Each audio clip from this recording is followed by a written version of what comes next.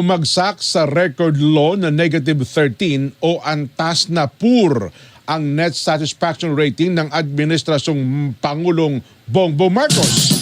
Batay sa pinakahuling survey ng SWS noong pong March 24 hanggang 31, nasa 32% ng mga Pilipino ang nagsabing kontento naman sila sa administrasyon. 21% undecided at 46% ang hindi kontento. Kaya ang lumalabas na net satisfaction rating negative 13. Ayon po sa SWS, bumaba ito ng 27 points mula po sa positive 14 noon po November 2027 at ito na ang pinakamababang rating ng Administrasyong Marcos.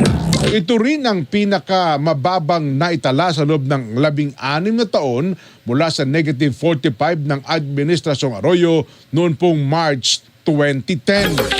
Ayon po sa SWS, bumaba ang satisfaction rating ng kasalukuyang administrasyon sa lahat ng rehiyon, kasarian, edad at antas ng edukasyon.